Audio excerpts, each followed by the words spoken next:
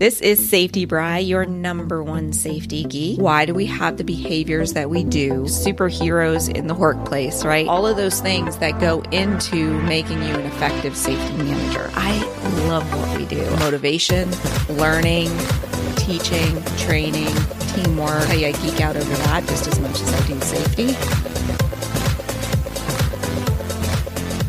Hello, and welcome, my safety friends, to the Safety Geek. My name is Bri, your number one safety geek, and today we are talking about why I think safety is the most important department in an operation. So let's get started. Now, I say it's the most important, but I honestly know that's not true, because if we didn't have sales, we didn't have operations, we wouldn't have anything to be safe for, right? So I get that. So honestly, what I like to tell everybody when I'm working for a company is that safety is equal. Safety is equal to operations. It is equal to sales. It is equal to quality, right? It is not something that you could just throw away on the side. And unfortunately, what I have been seeing with this recession that we are in is that people are letting their safety people go. And I just think that that is such a huge mistake. Huge, because safety has an effect on every part of your operation. So when you are letting that safety person go, you're having a negative impact on every part of your operation. All right. So let's talk about how safety affects every other department. Now, I will tell you, in my opinion and in my research and all the companies I've worked with, I will tell you safety, from what I can tell, safety is the only department that has an effect, a positive effect on every other department. There isn't another department within the organization that can really say that. So let's talk about the different departments. So the way that I see any operation or any company is you're going to have, a sales department. Now, we're not talking like executive management and all of that, but you're going to have a sales department. They're selling the widgets that the company is making. And then you're going to have an operations department that is going to make those widgets. And then you're going to have an HR department, which is going to hire the employees to make the widgets. And then you're going to have a quality department to make sure that the widgets are meeting the specs that the salespeople said that they would. And then you have safety. Now, obviously, as part of some of those departments, they have things under them, like you'll have merchandising and purchasing as part of operations, or sales possibly. So that way you have the pieces to make your widget, right? So we get that too. But overall, the big picture, that's what you're going to have. You're going to have operations, sales, quality, and HR. So safety is sometimes thrown under HR, which I think is a mistake, because HR can have a negative impact on safety. Safety should sit by itself, and they should report to the highest level of that organization. And they have to report to the highest level because their work impacts everybody else. So if they are actually reporting under somebody, you're taking authority away from safety. So that's why it's important that they report to the highest level. And me personally, I would never work for a company where safety reported to operations. Reporting to HR is a bit tricky. I have done that in the past, and HR just didn't know what to do with us, so they left us alone. So that's why it wasn't a problem.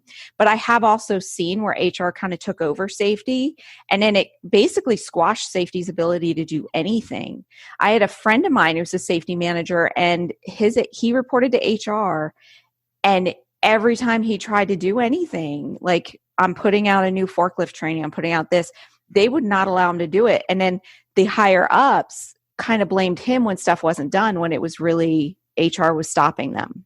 So when they don't have a clear understanding of what safety does, or they're trying to limit safety, then that becomes an issue too. So side note here, I really think that safety needs to report to the highest level of that operation, whether it be your president, your GM, or even your corporate office, because you don't want to have anything in between. I remember when I started working for this one organization, I had two lines of reporting. I had reporting to the corporate office, and I had reporting to the location.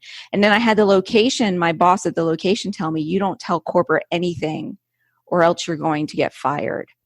So it put me in this really weird position. So you never want to be put in that position. That's kind of the wrong structure. What that structure is people not wanting to do the things that safety suggests, which means you have a really big culture issue there, which you can change. I believe that safety managers can have a positive impact on a company's culture, but it does take time. So you just have to know what you're getting into. So all right, so getting back to our subject, I took a big caveat there. I'm sorry. Getting back to our subject of why I think safety is equal and how it affects all the other departments. So let's talk about what safety actually does. A lot of people think that as a safety manager, the only impact I have is reducing injuries, and that's it. And that is the byproduct of what we do. That is not the cake. That is the icing on the cake, okay? What we do is create efficient work practices. We actually look at the work that needs to be done. We break it down into steps. We identify the hazards, and then we come up with the best way to do that job, both efficiently, with good quality, and safely, right? So because we're combining everything, we come up with efficient work practices. We are also kind of like the liaison between employees and management. Employees, because we're looking out for them, they are more likely to let us in on the gossip and all of the talk. So we kind of know the underside of what's going on within the organization. We hear all the rumors. We see everything going on. We coach and observe employees and make sure that they're following all of those efficient work practices, right? And the work practices that we create are created with operations, quality, HR, all of them. So we're the ones making sure that they're actually following all of those rules. And when you have a safe work environment, employees are happier. I used to tell people all the time that safety equals happiness, and they thought that I was like crazy. I need to actually make a shirt that says that safety equals happiness. Because I kind of look at it like when you are safe, when you are secure and you feel, solid in your work, you're going to be happier, and happier employees, have positive results for the company as well. If there is the chance that the company is not looking out for your best interests, that they're putting you at risk, it's going to make you very stressful. So that's why having a safe work environment actually increases employee morale. And then there are things on that as well. Other things we do is we're really good at purchasing. We're really good at negotiations because we're having to purchase PPE and get the best thing out there and choose the best product and work with suppliers and get the best price, right? So we're saving the company money too. We do inspections and audits to make sure that everything is in fine working order. We do preventative maintenance, so that saves money on expenses too. So a lot of people kind of think like the only money that the safety department makes is what it saves from injuries. And that's not true. So I like to tell people that safety is actually a profit center. If you actually could quantify everything that we save in all of these areas and what we create, and there are ways you can do that. You just have to be creative in your thinking and measure it. You can actually prove that safety is a profit center and then look at the profits that you're making for that company. So it's an amazing thing when you actually do that. So let's break it down by department and what safety actually brings to every single department and why we are so important and why these departments should be, not getting rid of us, but embracing us and actually doing more.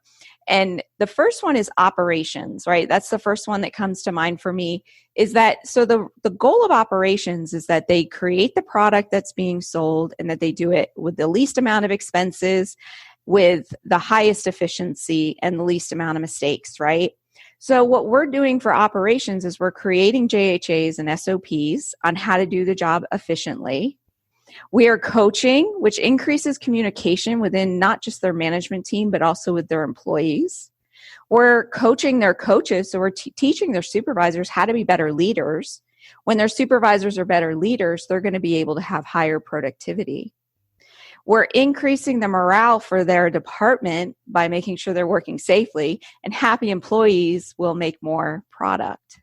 So by focusing on safety in the operations department, they are actually going to be able to make more widgets than they had planned. The quality of the widgets will be of highest, availability. And they're, going to do it at the least amount of costs as well. So it's kind of amazing. And when you actually talk to an operations manager that gets it, so I went to this one facility one time and it was just amazing. Like, it's not like people that have these world-class safety cultures are not going to make mistakes. But I will tell you, like, when I went in there, there was a forklift operator not operating correctly. And it was like immediately taken care of. There was no argument with the management team. There was no nothing. Have you ever had it where you went to the supervisor and you said, hey, Warehouse Joe almost hit me with the forklift. This is what happened. And they were just like, oh, you're exaggerating. I'll take care of it later. And it's like 3 weeks later, they still haven't done the retraining. They haven't done anything, on top of it. I hate that environment. So what happened at this facility was, before I even got back to the office, that employee was retrained. They actually put him through like a mini retraining and documented the whole thing, and then shared it to get it ready for a pre-shift meeting the next day to remind people about the one little thing that he had done wrong. So I went to the operations manager and I said, how did you get your supervisors to respond this quickly when these things happen? And he's like, because when I pay attention to safety, my job is easier. And I've kind of ingrained that in my supervisors. And that's the key, right? When you pay attention to safety, your job is easier. And when your job is easier, you can focus more on making sure the product gets out there correctly. So safety has just a huge impact on operations. Now, the next one is your HR department. That's the next one on my list. So how does safety actually help your HR department? So when there is a higher morale within your employees, you're going to have less turnover, which means your HR department's not going to have to deal with as much stuff. So that's number one, is higher morale is less turnover. Number two is that I feel like the safety managers are the heart of the company, and all the employees are like the blood running through it, right? So we can feel that heartbeat and we can feel what's going on there. So we're the ones that are gathering all of that little gossip that we can share with HR and say, hey, you have a problem brewing over here. These two employees are like kind of getting into it, and you might have a workplace violence issue. And that way they can start on it right away. So I kind of feel like that's how we help HR. And then the fact that we're observing and we're inspecting, so you kind of get that help as well. Like we can kind of see what's going on, and we can feel what's going on out there, of what they like, what they don't like, and share that with the HR department to make their job easier. Once again, pay attention to safety and your job is easier. All right, the next department is quality. Now, with quality, because we're creating JHAs and SOPs, you actually do those with quality in mind. It's not like they're just for safety. We call them job hazard analysis or job safety analysis, but they're not just for safety. They're for productivity and they're for quality as well. So when you add those in there, and you're getting quality involved, you're going to increase quality. And then the fact that we're doing inspections and that we're always walking and observing, we can see whether or not they're following the quality rules as well. Now, I'm no quality expert. I never have been in any facility that I worked for, but I made sure that I learned the basics of what quality was looking for. So that way, when I was out there doing my inspections, I could have their back, right? And if I had their back, they were going to have my back. Right.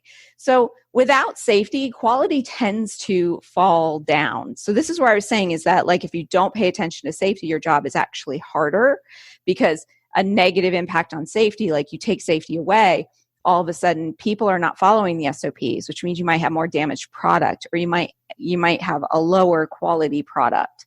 So that's why you kind of want to work together with the quality department. The last department, actually I have one more after that, but sales is the one department that people tend to think that safety doesn't affect sales. Why do I care about sales? Sales has a huge impact on safety, first off, because if they're selling something that for us to create that product, whatever it happens to be, maybe it's building a certain house, or it is, cutting a certain piece of meat, or it is making a certain type of widget, that product that they're selling, I have to make sure that the employees can make that product safely. So sales definitely has an impact on safety, but safety has an impact on sales, because if you do not have a safe workforce, you're going to have more employees out of work, right? And then it's going to be harder to meet the orders. Quality is going to go down, which is then going to fall back onto sales. And this is what happens. There's a quality issue. Sales complains to quality. They're not complaining to safety, but it's actually safety that can help improve that quality. So it's easier to sell with a quality product. And overall, safety builds engagement with employees. So when you have a safe workforce, you're increasing your employee engagement. And with employee engagement, you get a better product at the end too, because everybody is working towards the same goals, which is to sell, however many, maybe 1 million widgets this week, right? And the last department, which isn't really a department, it's more of like an area that a lot of companies are, focus on, is expenses. And they might focus on expenses within the departments, but just as a whole, safety saves expenses big time. And we're not just talking expenses from workers' comp injuries and accidents that we have to pay for. Those are obvious expenses. I want you guys to think beyond the obvious expenses, right? Because we're good at negotiating, we're going to get the best price for the things that we do use. Because we're inspecting, we're keeping the facility in good condition, right? So as you are actually fixing the things so that way it's a safe work environment, you're keeping the facility in good condition so it's cheaper to maintain.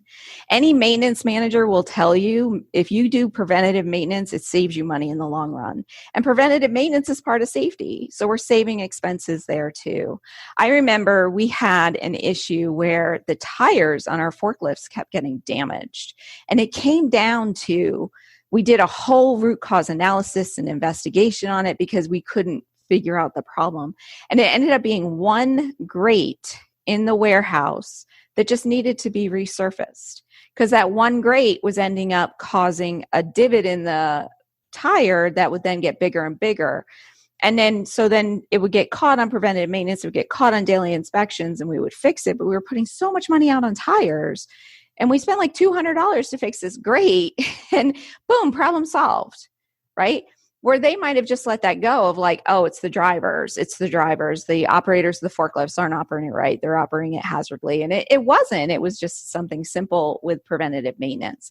So those are the reasons why safety should be equal to every other department. And safety should be involved in every department's decision because what those departments do affects safety.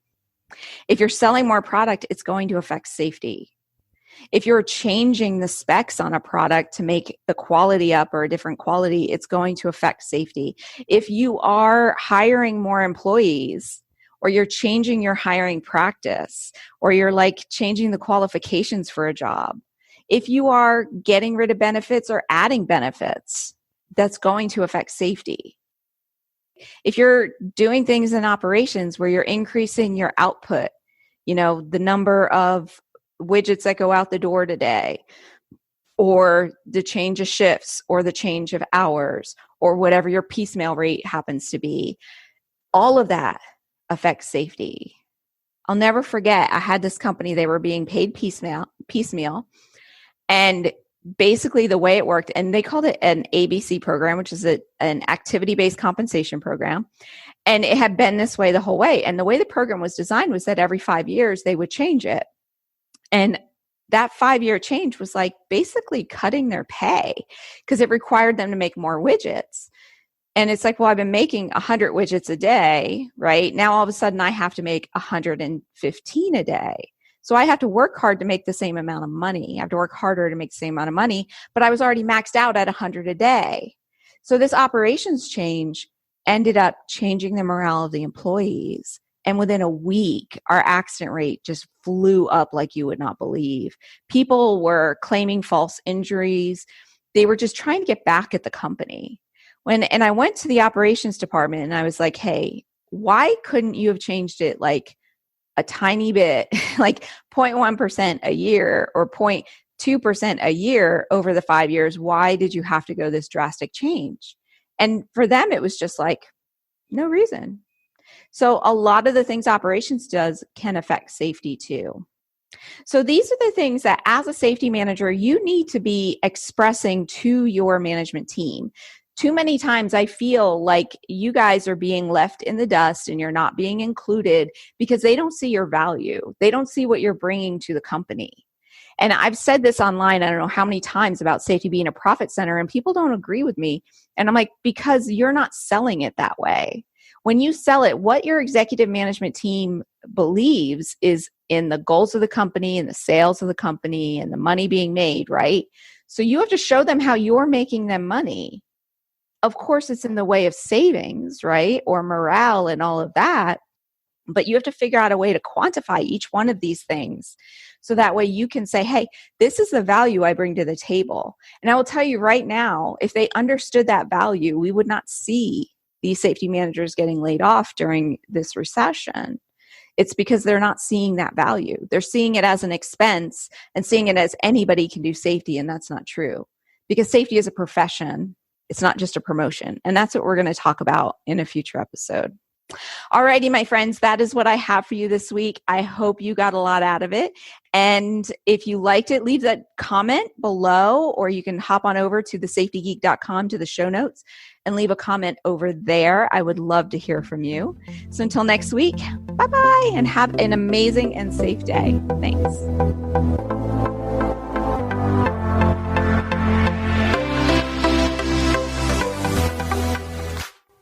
You know what? I have a hunch that you have a BSF, a best safety friend, who would love to know about this show. Well, don't keep it to yourself. Sharing is caring. Stop what you're doing right now and forward this show to them. They will thank you. And don't forget to check out the show notes and links for this week's episode at thesafetygeek.com.